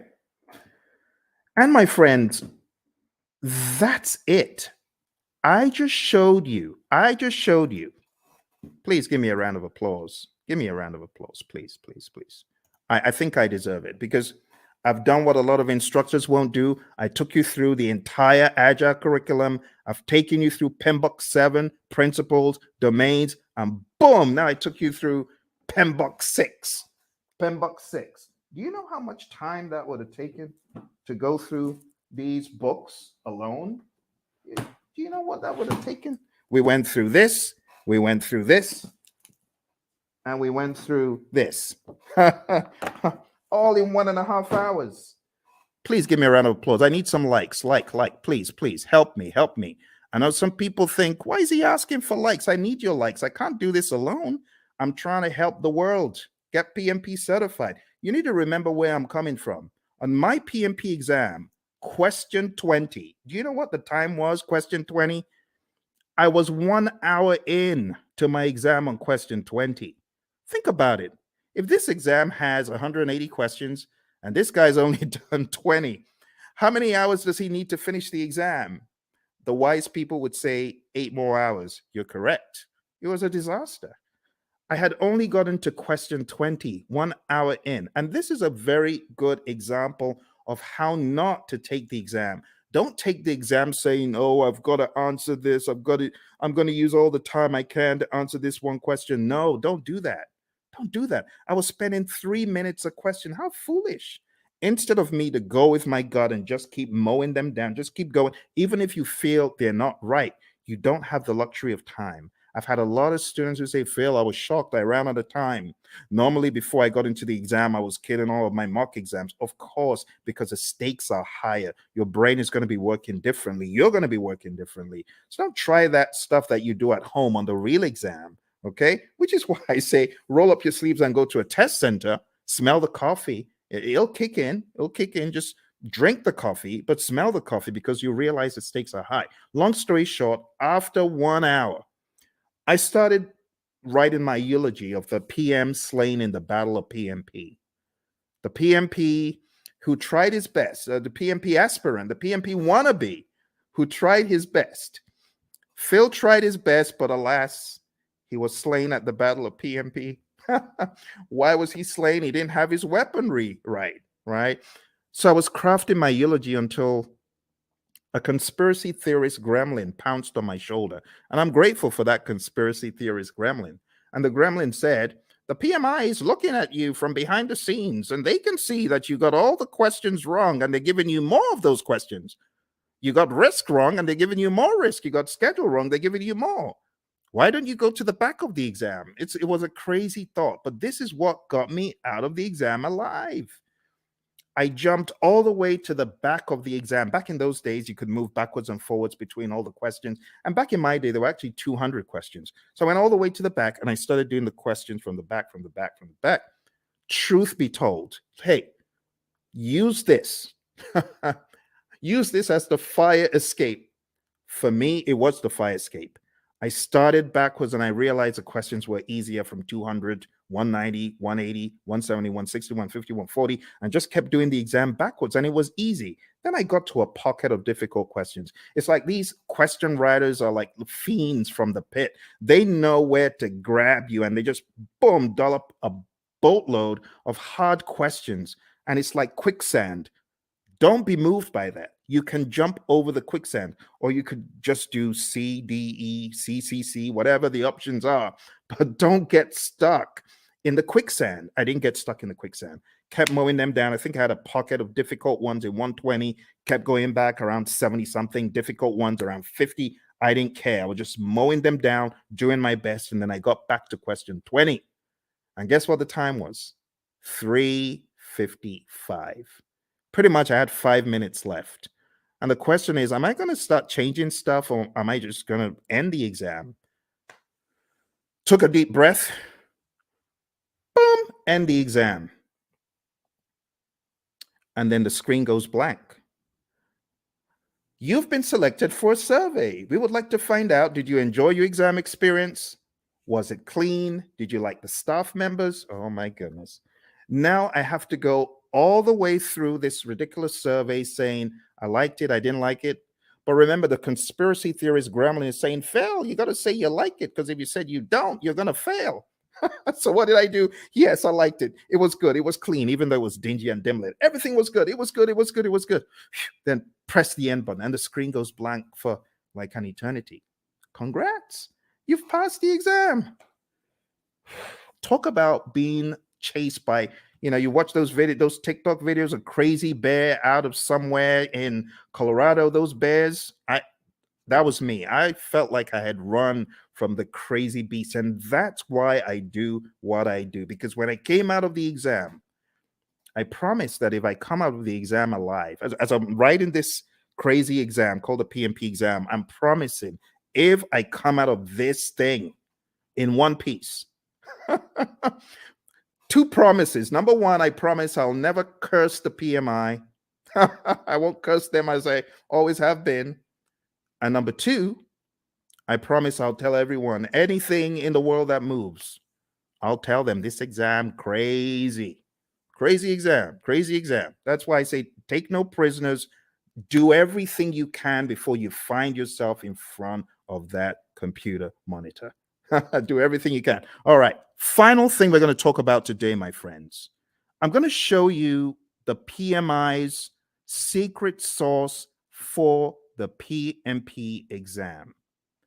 They have a secret sauce for the exam, and that secret sauce is encapsulated in a document. And the document is simply called PMP Exam Content Outline. I'm going to put that in the link so that you can download it and read it. I'm showing you where all the treasure is buried tonight, my friends. You know, like I said, I'm hitting the road again. I don't know when next I'm going to be able to do this. It's going to be a while. Here we go. Here we go. That is the PMP exam content outline. And I'm going to go over the outline with you, but I'm not going to do it the usual way. I'm going to do it differently. I am going to do it very quickly by going through my special roadmap. It's a roadmap I created for the PMP. And it cuts off, I would say, about 10 hours. It cuts off 10 hours from the curriculum because it's very rapid and effective. Are you ready? Let's jump into it. Let's jump into it. Here we go. Here we go. For those of you that have been on since we started, thank you very much. I hope you're finding value from it. Your exam is going to have people. 42% of the exam is people, 50% is process, 8% is business. And then you can slice that across 50% agile and hybrid, 50% predictive. Okay? So what am I trying to say? I'm trying to tell you agile is a beast, a big old beast as big as predictive. Here's the breakdown one more time. See that? So pay close attention to the process domain, but don't forget, you could slice these into 21, 21 for people, 21 agile and hybrid, 21 predictive. For process, 25 agile and hybrid, 25 predictive. For business, 4% agile and hybrid, 4% predictive. That's the general idea. Okay. Let's go into the people domain very quickly, and I'll just try to wrap it all up. Okay. Number one, I have changed the order from what is in the outline that I sent you. In the outline, it starts off with manage conflict, and then it goes into lead a team and so on. But I'm changing it because I want you to get the flow. The flow doesn't make sense in the outline. I want you to get more of the flow from a time perspective. So number one, what I want you to think about first is building a team. You build a team, and then you begin to define the team ground rules, do's and don'ts, and acceptable behavior. And then you begin to lead a team. You know, my mentor, John Maxwell, he says a true measure of leadership is influence, nothing more, nothing less. You're going to lead the team to success. You're going to help the team understand what to do on the project. Leadership is all about example as well. The Hersey-Blanchard model is also a very good one to talk about here. If you haven't heard about the Hersey-Blanchard model, this is it. The thesis of the Hersey-Blanchard model is you need to be a situational leader. You can either be in a directing mode, depending on the individual. This is where you give low support and more direction, or in a coaching role, or in a supporting role, giving more support than direction, and in a delegating role where you just know the keys to the kingdom are safe with this dude, this girl, because they've proven themselves time and time again. But you don't always stay in one quadrant. You move around depending on the individual and the circumstance.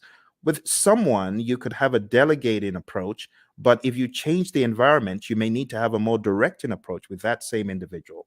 And that's the general idea. The other thing that you really need to know for your exam is the 5 stages of team development: the forming, storming, norming, performing, and adjourning. This will help you on the questions. There's also subtle lingo used. So when it comes to forming, the team members are independent. When it comes to performing, the team members are interdependent. So you got to understand PMI's lingo when it comes to these. I would say it's worth checking how they discuss the 5 stages of team development, or Tuckman's ladder, Bruce Tuckman's ladder. Also, as part of your journey, know the 10 tenets of servant leadership: listening, empathy, healing, awareness, persuasion, conceptualization, foresight, stewardship, commitment to growth of people, and building community. You already know the PMI isn't going to do this in parrot fashion, but you do need to be very comfortable with the narrative. Also, for the people domain, you need to understand the Thomas Kilmann conflict mode instrument. There's no image of this in the PMBOK guides, any publications from PMI, but you need to realize that you could be somewhere in the middle as far as your approach to conflict, or you could be very forceful to get your way, or you could be in a collaborate or problem solve mode, which means you're assertive about your needs and the other person's needs. You could be in the avoid or withdraw mode, or you could be in the accommodate or smooth mode. The accommodate or smooth means you're more focused on the person's needs than yours. Avoid or withdraw means you don't care about yours or the other person's needs. You just want to escape. And that's okay. But avoid or withdraw is not the end. You could be back. You could be back with some additional backup. It depends. Okay. So there they are again. The Thomas Kilmann conflict mode instrument, PMBOK 6, page 349. If you're in PMBOK 7, it's talked about differently. It's kind of wonky because it kind of went off something else instead of sticking to the Thomas Kilmann conflict mode instrument itself. This is what I would recommend, though, for your exam prep. Okay. So going back, we've talked about 6, 12, and 2. The other things you need to know for your exam: definitely understand how you as a leader should build shared understanding. Then we go to task 5, ensuring team members and stakeholders are adequately trained, which is a no-brainer. Number 13, mentoring relevant stakeholders. Whether you're the scrum master or the project manager, you should mentor. Empower team members and stakeholders. Manage conflict. This is where the whole conflict dialogue now comes in. Number 11, engage and support virtual teams. Understand the concept of the fishbowl window. Number 9, collaborating with stakeholders. Number 7, addressing and removing impediments, obstacles, and blockers. Number 3, supporting team performance through the application of emotional intelligence. Number 14, I beg your pardon, promoting team performance through the application of EI. And number 8, negotiating project agreements. Now, 3 and 14 are very close. Supporting team performance and promoting team performance, they're very similar. Supporting the team means you're there for them, you big them up in a meeting, you don't throw them under the bus. Promoting team performance through the application of EI is different. This means you are emotionally intelligent. Emotional intelligence means you're able to control your emotions, bridle your emotions, and you're also able to influence the emotions of others. And that's the people domain very succinctly. Okay. As easy as ABC. But don't forget, in the document I sent you, every one of these is broken down into smaller enablers. I would recommend going through the PDF that I put in the chat. That will help get you to excellence in this.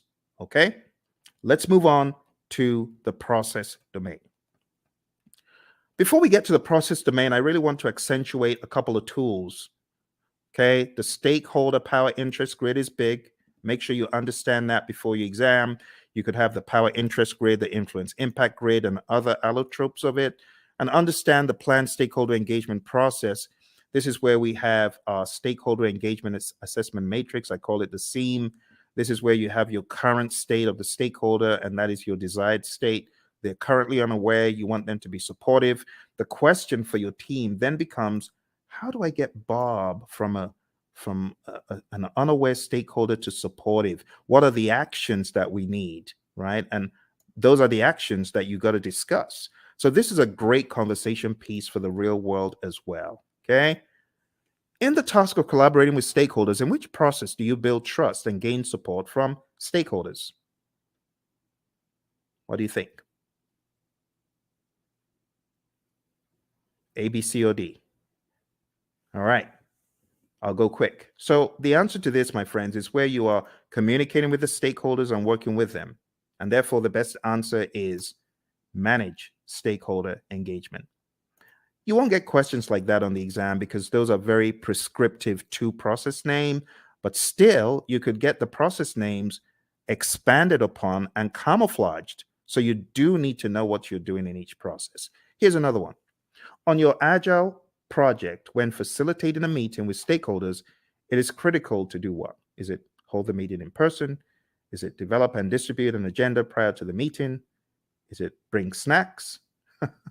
Or is it use technology to record the meeting so you can reference as needed? What do you think? Which one is more agile than the others? Which one makes sense? Okay, so which one is critical? In which one would the meeting sink if you didn't do it? Think about it. It's like a trick question. But you're not required to hold meetings in person in the world of Agile. You don't have to bring snacks and you don't have to record, but it would make sense. For example, if you're holding a retrospective, it would make sense for you to have an agenda and for you to share that. Okay. So this is an example of how, oh, looks a little bit difficult. Am I in the world of predictive? Or mine, it sounds a little bit predictive in the answers, but it says agile. So you got to be ready to face things like that. All right, let's move into the next domain, which is process. Okay. As usual, we have our roadmap, and these are the things we've just talked about. So I'll be very quick. Number one is actually task 13. So this is where you determine the appropriate methodology, the methods, the practices. Are we going to be agile, predictive, or something else? Then you got to establish a project governance structure for rules and regulations and how things work.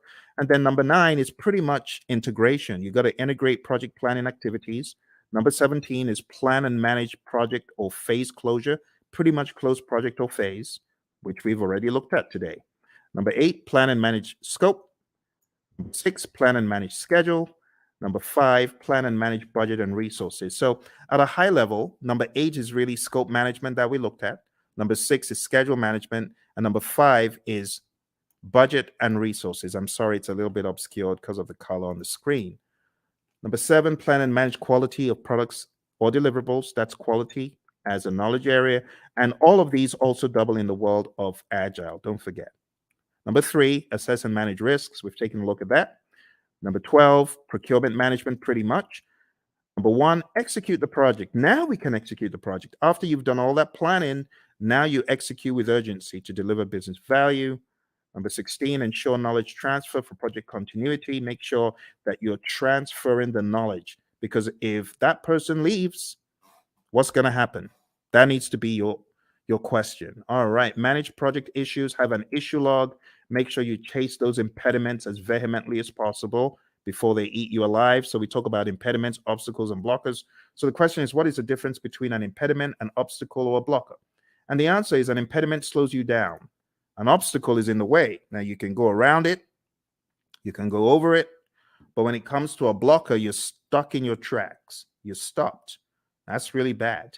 They're all bad, but blockers are the worst because they just stop you in your tracks. You can't move. When we talk about managing project issues in the world of predictive, all of those things are in your issue log. You got to go after them. Manage project changes just means manage changes using your change management plan. Your configuration management plan must also be considered. This is manage project artifacts. 3 artifacts in Agile. Who remembers?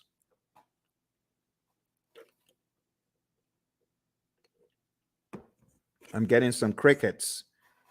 3 artifacts we talked about. Does anyone remember?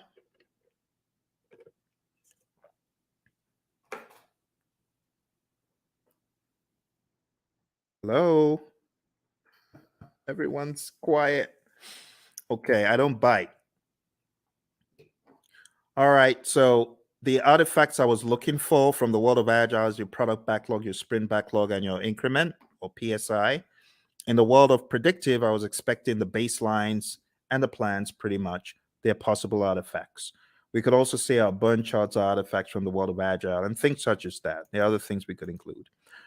All right, managed communications is the next one. Pretty much managed communications, the communication knowledge area, and then engage stakeholders pretty much the stakeholder management knowledge area that we've taken a look at. Okay. Don't forget, there's some really important stuff in the Agile Practice Guide as far as the incremental agile predictive iterative mantra, knowing when one is better than the other. So if there's a low degree of change, but there's a high frequency of delivery, it's incremental, stuff like that. This image is going to help you master. Again, know your Scrum, know your Scrum, know your Scrum inside out. Read the Scrum Guide. Make sure you go to scrumguides.org. As I recommended earlier, read it, go through it, go to Ken Schwaber's website, scrum.org, and make sure you take some of his Scrum basic assessments. They will really help you get very firm in Scrum. And don't forget the PMI's Agile Practice Guide, page 18, table 3-1. This is a table that you do, in my mind, absolutely need to know before your exam. And when it comes to the world of risk, just understand that risk can be positive or negative. Like in this image, we have, okay, the mouse gets the cheese. Well, that's a positive risk. Or the trap gets the mouse. Okay, it's a negative risk. But from whose perspective? From the perspective of the mouse. But what if we're talking about the homeowner? From the homeowner's perspective, what if the mouse gets the cheese? That's negative. So you always have to put on your perspective hat. Speaking of hat, the mouse is wearing a hat. So what strategy has the mouse adopted from this? Well, the answer would be mitigate. The mouse is trying to mitigate. Okay. Let's move on to the final domain. The final domain in this narrative, my friends, is a business domain. And in the business domain, we have 4 tasks. Number 1, plan and manage project compliance. Make sure that you are complying. Do not comply, because not complying could be bad. We're going to hear from our buddy Roy very quickly here. He's going to share an agile perspective of compliance. Let's hear what Roy has to say. So Roy, is this a good word in agile space? Well, maybe it's a necessary word. We certainly don't like it, but it is functionally correct. It is technically the correct word to use. But we do want to make sure that we're aware of what compliance regulations are in place, so that we don't get ourselves in trouble. But I also want to stress that there are actually times when we might intentionally decide not to be in compliance. I've done a lot of work in the finance space, insurance space, and sometimes they're actually having those conversations of, okay, there's a new regulation that just came down the pike. Is it cheaper for us, for at least for right now, to go do that and go make sure that we are compliant, or should we just pay the fees for a period of time and do that work later? So those discussions they're valid discussions, especially when no one's being hurt. It's not about that. It's more about this regulation. We just can't get to it right now. It's going to cost us more to do it now versus later. So sometimes there's discussions happen, but those things are planned. They're understood. There are lots of discussions. Same basic needs, in an agile project as you would in a traditional project. It doesn't really change that much. But again, the difference is how we do it. We make sure that the teams are very aware of the compliance and regulatory needs, and that they understand them very clearly, so that we don't necessarily have to do reviews to identify compliance. We are encouraging the teams to be compliant always. That's a big difference. All right, good words from our buddy Roy. And like I said, if you want more of Roy and I's training coaching, going down to hpmexam.com, we have tens and tens of hours of both of us going back and forth talking about this stuff over and over again. You could go on to tinyurl.com/elite PMP. You'll be able to join the Udemy course where we have PMBOK 7. We just go to town on PMBOK 7, and you can watch all of those videos there. All right, moving on. Let's go back, and we're talking about business domain. Next thing is evaluate and deliver project benefits and value. So in the world of the PMI, they've become hypersensitive to the concept of benefits and value and outcome. It's no longer just about deliverable. Moving on to task 3, evaluate and address the external business environment changes for impact on scope. This is what a good product owner should be doing. A good product owner should always be scanning the boundaries and saying, what has changed in the environment? How does that affect our project? That needs to be the question. All right. as usual, I want to hear from my buddy Roy about environmental impacts. He always has such great wisdom to share. So let's listen to what my buddy Roy has to share. I hope the sound is coming across properly. It's a little bit different from Zoom's, this mechanism I'm using. So do let me know if you're able to hear the sound of Roy's voice. Let's listen. I'm glad they're talking about the backlog. That's a very positive change.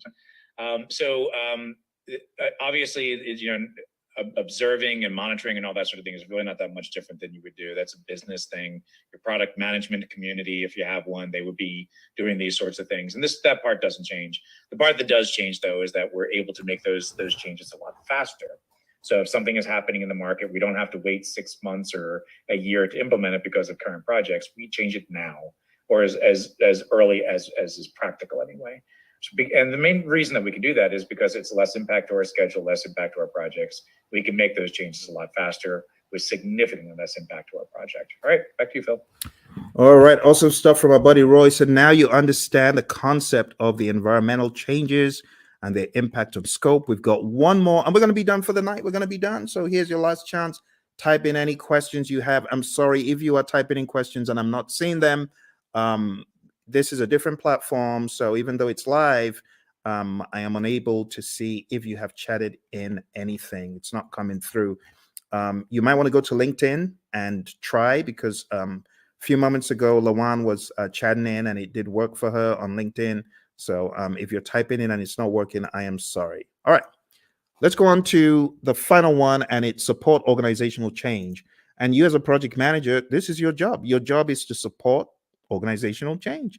If the organization is going through change, you got to be a champion for it. You got to make sense making sessions. You got to help the organization, right, in their sense making sessions. You need to spearhead and lead the charge. As it says here in what we have in 3.4, it says assess the organizational culture. That's number one. Number two, evaluate the impact of the organizational change to your project. And finally, evaluate the impact of the project to the organization. And then you got to determine required actions either way. That's the general idea. We're going to hear from our buddy Roy, and then we're going to wrap this up. So our buddy Roy is going to talk about organizational change from the world of Agile. Let's hear from Roy. So Roy, how do we think about supporting organizational change from this perspective? Yeah, this is huge in the Agile space. And the main reason is to enable Agile to work properly, you need to change the organizational culture. It has to happen. To support things like, experimentation and the ability to fail and removing impediments as quickly as possible. All of these things may be contrary to the way that your organization is set up and contrary to the culture. So as project managers, as scrum masters, you need to be evangelists and champions of the process and encourage that change by educating your leaders, educating your business partners, your stakeholders, making sure they really understand what this is all about. Organizational change, let's say this, the biggest barrier to Agile adoption is organizational culture. So if you're looking for one thing that's going to be your biggest problem, it's the organization itself, the culture of the organization. So you need to pay particular attention to that, because you're going to see behaviors that are more traditional in an Agile environment. But in an Agile environment, those traditional behaviors don't work, right? If you're expecting to see things the same way, do things the same way, and just do Agile, you will fail. It will not go well for you. You may get some benefits, but eventually you're going to start seeing where the organization is going to get in the way, and you will start very quickly falling back into traditional approaches because this Agile thing doesn't work here, right? And it's not that Agile can't work there, it's that your organization is just not changing to allow it to happen. All right, Phil, back to you. Awesome stuff as always from my buddy Roy, my Agile coach. Thank you, Roy. And with that, my friends, we are done. Or are we? There's one little piece left that I like to throw in at the end, just to help you see how far we have come. Because when I tell you we've climbed 1,000 mountains, you better believe it. We've climbed so many mountains that you won't even believe. When you see the roadmap of everything we've done tonight, you won't believe how much we've done. We've done a boatload of stuff. We've done so much stuff. It could actually be a little bit mind-boggling to you. So what I like to do at this point, I like to show like a roadmap of all the intricacies of the PMP exam. So let me just go over them one by one. First of all, we've talked about the world of predictive. We've talked about the world of agile. We've talked about the people, process, and business domains. We've talked about Scrum. We've talked about Kanban. We've talked about the Agile Manifesto, talked about the Agile Manifesto values and principles. And then I've shown you PMBOK 7. I've shown you PMBOK 6. I've shown you the 12 principles and the 8 domains. Wow. My goodness. Okay, let's put it all into perspective. I'm going to show you one more image to bring it home. This is going to be the coup de grace. It's going to help you see everything in one place. Okay. But are you ready? I hope you are. This is going to go pretty deep. Let's take a look. I call this the PMP mind map. PMP mind map. And this mind map encapsulates the entire journey. I think at the end of it, you'll probably appreciate all the work you have been doing, actually. All the work you've been doing to succeed on your PMP, you're going to see it come to light here. All right. Here we go.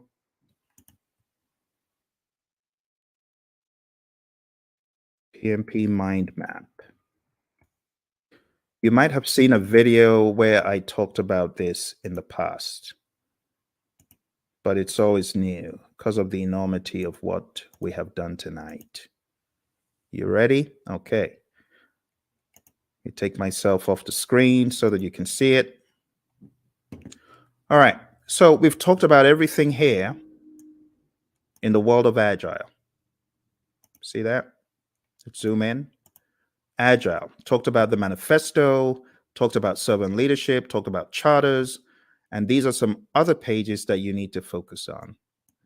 We talked about predictive, 5 process groups, 10 knowledge areas, 49 processes, talked about the principles and the domains, talked about the PMP exam content outline. Quick note on hybrid, if you haven't already read pages 26 to 30 in the Agile Practice Guide, you definitely want to. And then we talked about Scrum. We went through the 353, and then coming to a wider view, we've talked about integration, scope, schedule, cost, quality, resources, communication, risk, procurement, and stakeholder. We've talked about people, process, and business. And then we've talked about some auxiliary things. I told you about my experience on the exam. You got to manage your time. I told you definitely take it at a test center. I wouldn't advise taking it at home. Bad things happen to some people who take it at home. Some people are able to escape unscathed, but trust me, when it happens, when the flying monkeys come out, it's no fun. And I know a lot of people who have encountered the flying monkeys. Get enough sleep for your exam and definitely do a lot of scenario-based tests. If you haven't taken my 200-question test, which you can find, actually, I've got 2 200-question tests on YouTube. If you haven't taken them, I highly advise that you do. I'm going to put them in the chat. Do that. So, well, my friends, thank you very much for joining me. I appreciate it. You take care, and don't forget, check out all the links, hpmexam.com, tinyurl/elite PMP, and tinyurl.com/elite CAPM. All right? You take care. All the very best. And bye.